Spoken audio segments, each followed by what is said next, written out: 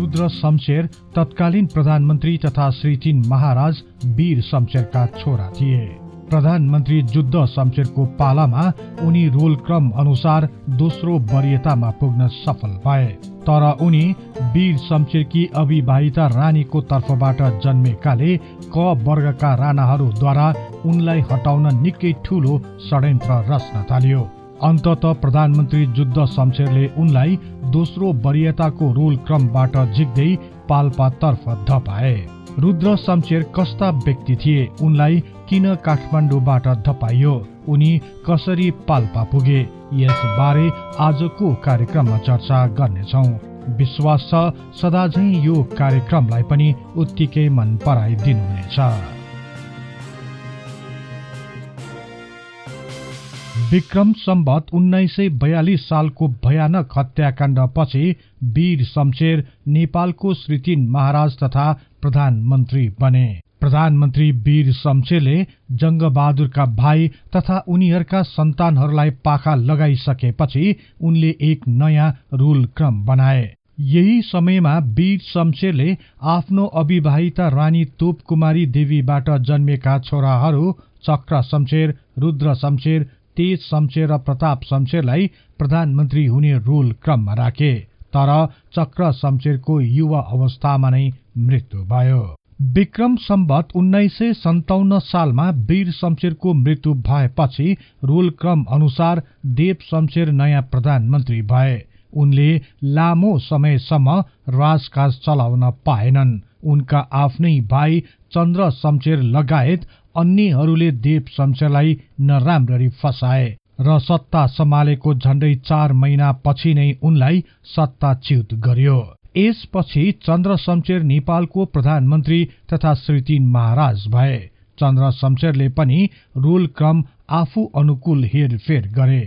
विक्रम सम्वत 1986 सालमा चन्द्र शमशेरको मृत्यु भएपछि उनका सहोदर भाइ भीम शमशेर नेपालको प्रधानमन्त्री तथा श्री 3 महाराज भए।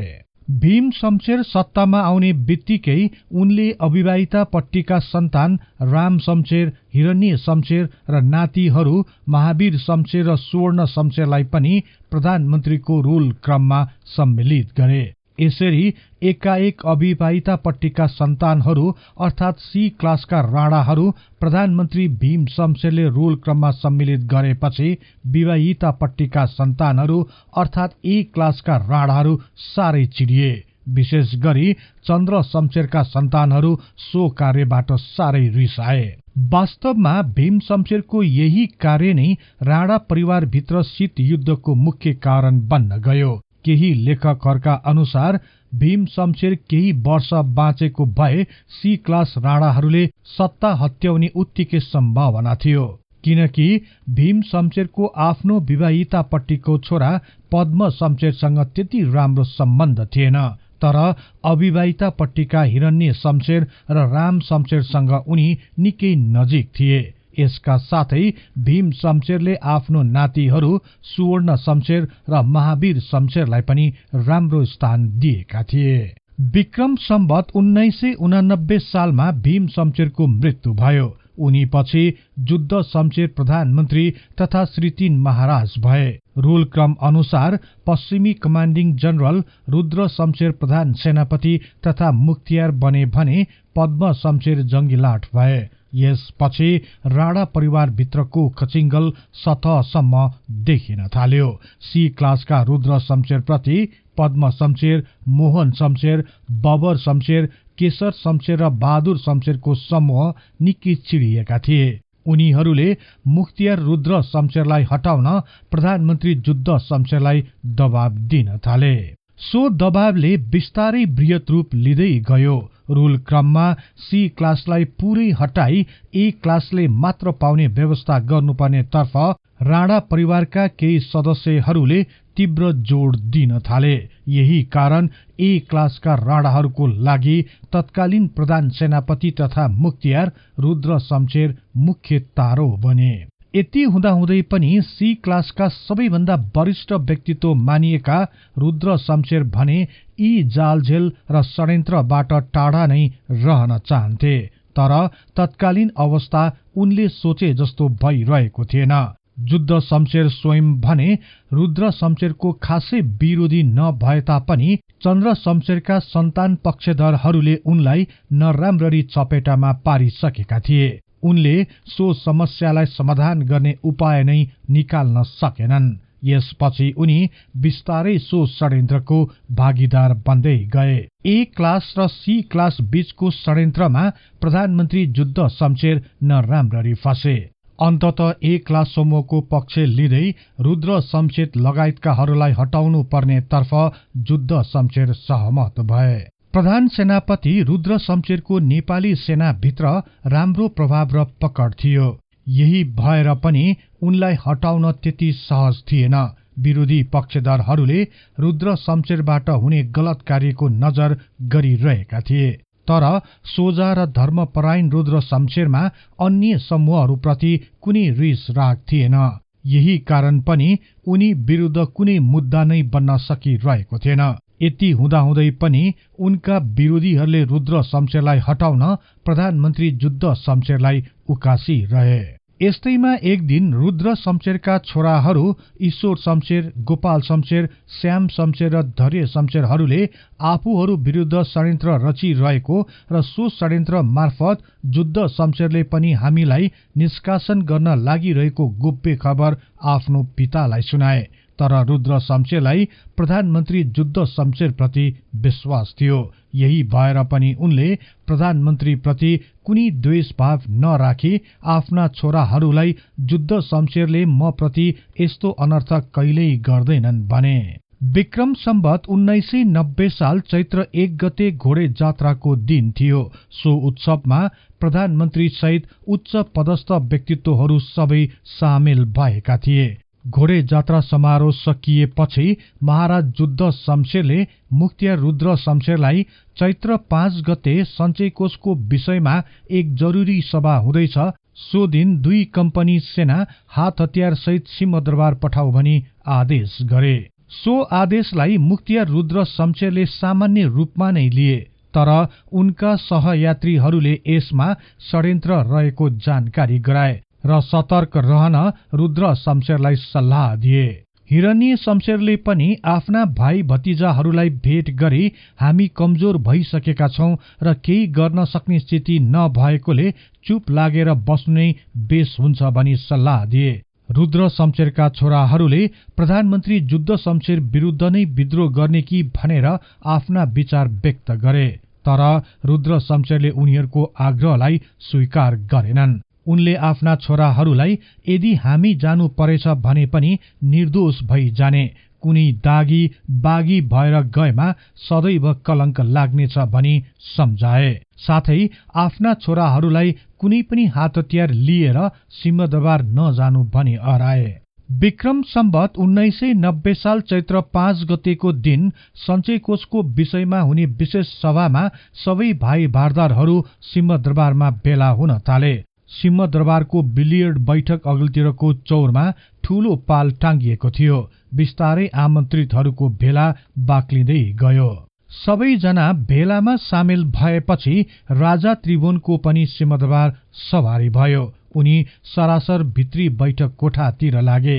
राजा आएको देखि सबैजना उठे र अभिवादन गरे।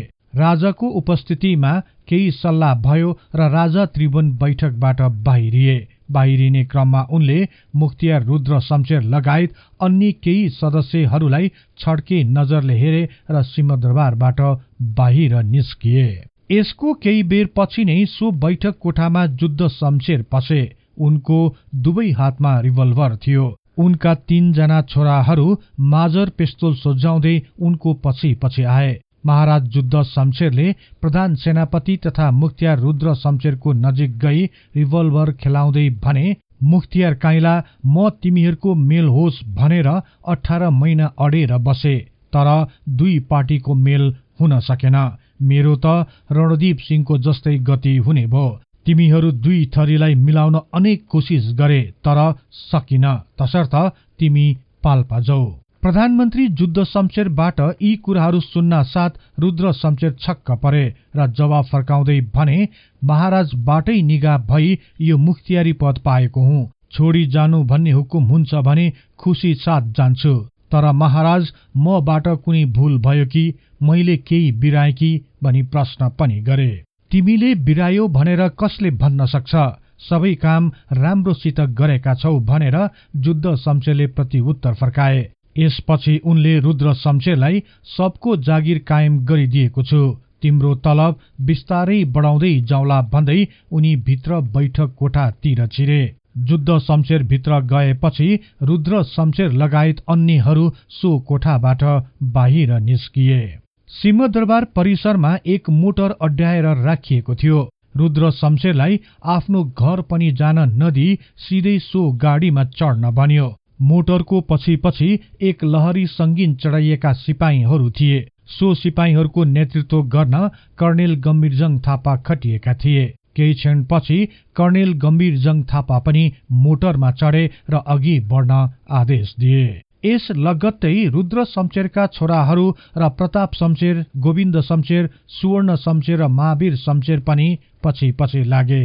रुद्र शमशेर चढेको गाडी सिंहदरबारको मूल ढोकाबाट नभई दक्षिणी बबर महलतर्फको ढोका हुँदै बाहिर निस्कियो। त्यसपछि त्रिपुरेश्वर कालीमाटी हुँदै थानकोटतिर लाग्यो। थानकोट पुगेपछि उनीहरू सबै मोटरबाट उत्रिए र त्यहाँ बर्लिन काठ र घोडाहरूको व्यवस्था गरिएको थियो। रुद्र शमशेरलाई बर्लिन काठमा र अन्यहरू घोडामा चढी चितलाङतर्फ बढे। चितलाङ पुग्दा रात पर्नै लागेको थियो, त्यसैले त्यही बस्ने निधो गरियो। रुद्र शमशेरका 4 भाइ छोराहरूलाई त्यही रहेको एउटा सानो 2 तले घरमा राखियो। घरभित्र सुत्ने कुनै व्यवस्था थिएन। सुत्ने कपडाहरू अपर्याप्त भएकोले रुद्र शमशेरले बर्लिन काठ नै कोठाभित्र ल्याउन लगाई त्यही सुत्ने व्यवस्था मिलाए। सुवर्ण शमशेर र महावीर शमशेरलाई अर्कै घरमा बस्ने व्यवस्था गरियो। त्यस्तै प्रताप शमशेर र गोविन्द शमशेरलाई पनि बेग्लै स्थानमा राखियो। उनीहरू कसैलाई एक अर्कासँग भेटघाट वा कुराकानी गर्न सम्म दिइएन। रुद्र शमशेरका छोराहरू रातभर जाग्राम नै बसे। भोलिपल्ट चैत्र 6 गते बिहानै सबैलाई उठाइयो। उनीहरू सो दिन भीमफेदी पुगे।